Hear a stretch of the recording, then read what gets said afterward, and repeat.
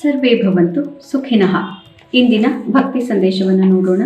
ನಮಾಂ ಕರ್ಮಾಣಿ ಲಿಂಪಂತಿ ನಮೇ ಕರ್ಮ ಫಲೇ ಸ್ಪೃಹ ಇತಿ ಮಾಂ ಯೋ ವಿಜಾನಾತಿ ಕರ್ಮಭಿರ್ನ ಸ ಬದ್ಧತೆ. ನನ್ನನ್ನು ಕರ್ಮಗಳು ಅಂಟಿಕೊಳ್ಳೋದಿಲ್ಲ.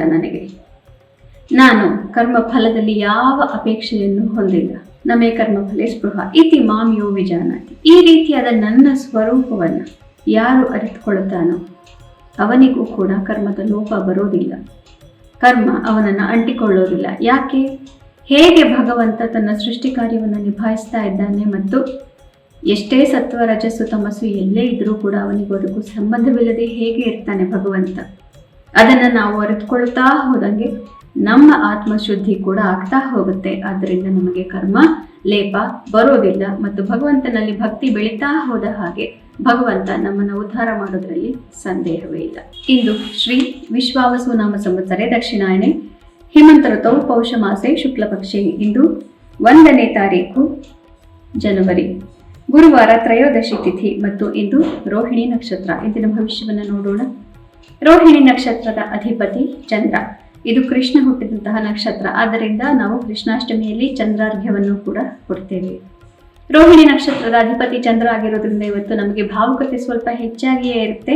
ಆದ್ದರಿಂದ ಬೇರೆಯವರೊಡನೆ ವ್ಯವಹಾರ ಮಾಡಬೇಕಾದ್ರೆ ನಮ್ಮ ಭಾವನೆಗಳು ನಮ್ಮ ಕೆಲಸಕ್ಕೆ ಅಡ್ಡ ಬರದಂತೆ ನಾವು ನೋಡ್ಕೋಬೇಕು. ಬೇರೆಯವರಿಗೆ ತೊಂದರೆ ಆಗದಂತೆ ನೋಡ್ಕೋಬೇಕು. ಮೇಷರಾಶಿಯವರಿಗೆ ಉತ್ತಮವಾದಂತಹ ದಿವಸ, ಮನಸ್ಸಿಗೆ ನೆಮ್ಮದಿ, ಸಂಸಾರದಲ್ಲಿ ನೆಮ್ಮದಿ. ವೃಷಭ ರಾಶಿಯವರಿಗೂ ಅತ್ಯುತ್ತಮವಾದಂತಹ ದಿವಸ. ಹಿಂದಿನ 2-3 ದಿನಗಳಲ್ಲಿ ಇದ್ದಂತಹ ಮನಸ್ಸಿನ ಎಲ್ಲ ಬೇಸರಗಳು ಇವತ್ತು ಪರಿಹಾರವಾಗಿದೆ.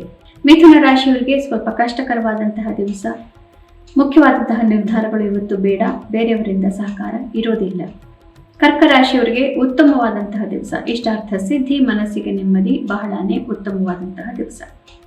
ಸಿಂಹ ರಾಶಿಯವರಿಗೆ ಕಷ್ಟವಾದಂತಹ ದಿವಸ. ಕಾರ್ಯಕ್ಷೇತ್ರದಲ್ಲಿ ತೊಂದರೆಗಳಿರುತ್ತೆ. ಮನಸ್ಸಿಗೆ ಬಹಳ ಕ್ಲೇಶವಾಗುವಂತಹ ದಿವಸ ಇದಾಗಿರುತ್ತೆ. ಕನ್ಯಾ ರಾಶಿಯವರಿಗೆ ಇದು ಭಾಗ್ಯೋದಯವಾಗುತ್ತೆ. ಎಂದು ಮನಸ್ಸಿಗೆ ನೆಮ್ಮದಿ ಪ್ರಾಪ್ತಿ. ಆದರೆ ಹಿರಿಯರ ಮತ್ತು ಭಗವಂತನ ಆಶೀರ್ವಾದವಿಲ್ಲದೆ ಭಾಗ್ಯ ಅನ್ನೋದು ಯಾವತ್ತೂ ಕೆಲಸ ಮಾಡಿ ವಿನಮ್ರತೆಯಿಂದ ಕೆಲಸ ಮಾಡಬೇಕು. ತುಲಾ ರಾಶಿಯವರಿಗೆ ಕಷ್ಟಕರವಾದಂತಹ ದಿವಸ. ಮನಸ್ಸಿಗೆ ಬಹಳ ಕ್ಲೇಶ ಇರುವಂತಹ ದಿವಸ. ಮಿತ್ರರಿಂದ ಮತ್ತು ಪ್ರೀತಿ ಪಾತ್ರರಿಂದ ಯಾವುದೇ ಸಹಕಾರ ಇವತ್ತು ಇರೋದಿಲ್ಲ. ವೃಶ್ಚಿಕ ರಾಶಿಯವರಿಗೆ ಅತ್ಯುತ್ತಮವಾದಂತಹ ದಿವಸ. ಎಲ್ಲ ಕೆಲಸದಲ್ಲೂ ಸಹಕಾರ, ಮನಸ್ಸಿಗೆ ನೆಮ್ಮದಿ ಪ್ರಾಪ್ತಿ, ಅತಿ ಹೆಚ್ಚಿನ ನೆಮ್ಮದಿ ಇವತ್ತು. ಧನು ರಾಶಿಯವರಿಗೆ ಉತ್ತಮವಾದಂತಹ ದಿವಸ. ಸಾಮಾಜಿಕ ಚಟುವಟಿಕೆಗಳಲ್ಲಿ ಯಶಸ್ಸು ಪ್ರಾಪ್ತಿ, ಶತ್ರುಗಳು ಹಿಮ್ಮೆಟ್ಟುತ್ತಾರೆ. ಮಕರ ರಾಶಿಯವರಿಗೆ ಕ್ಲಿಷ್ಟಕರವಾದಂತಹ ದಿವಸ. ಮನಸ್ಸಿಗೆ ನೆಮ್ಮದಿ ಇರೋದಿಲ್ಲ. ಮಕ್ಕಳಿಗೂ ಸ್ವಲ್ಪ ತೊಂದರೆ ಆಗುತ್ತೆ. ಹಣಕಾಸಿನ ವಿಚಾರದಲ್ಲಿ ಸ್ವಲ್ಪ ಕಿರಿಕಿರಿ ಇವತ್ತು ಇರುತ್ತೆ. ಕುಂಭ ರಾಶಿಯವರಿಗೆ ಮನೆಯಲ್ಲಿ ಸ್ವಲ್ಪ ಕಿರಿಕಿರಿ ಇರುತ್ತೆ. ನಾನಾ ರೀತಿಯ ಯೋಚನೆಗಳು ಕಾಡ್ತಾ ಇರಬಹುದು. ಆಸ್ತಿ ಪಾಸ್ತಿ ವಿಚಾರಗಳು, ಕೋರ್ಟ್, ಡಾಕ್ಯುಮೆಂಟ್, ಟ್ಯಾಕ್ಸೇಷನ್ ಇತ್ಯಾದಿಗಳಲ್ಲಿ ಇವತ್ತು ಸ್ವಲ್ಪ ಕಷ್ಟಕರವಾದಂತಹ ಸಂದರ್ಭಗಳನ್ನು ನೋಡಬೇಕಾಗಿ ಬರಬಹುದು. ಮೀನರಾಶಿಯವರಿಗೆ ಉತ್ತಮವಾದಂತಹ ದಿವಸ. ಆತ್ಮವಿಶ್ವಾಸ ಚೆನ್ನಾಗಿದೆ. ಮನಸ್ಸಿಗೆ ನೆಮ್ಮದಿ ಪ್ರಾಪ್ತಿ ಮತ್ತು ಇವತ್ತು ಯಾರ್ಯಾರು ಮೀಡಿಯಾ ಕಮ್ಯುನಿಕೇಶನ್ ಇದ್ದೀರಿ ಅವರಿಗೆಲ್ಲರಿಗೂ ಉತ್ತಮವಾದಂತಹ ಪ್ರಗತಿ.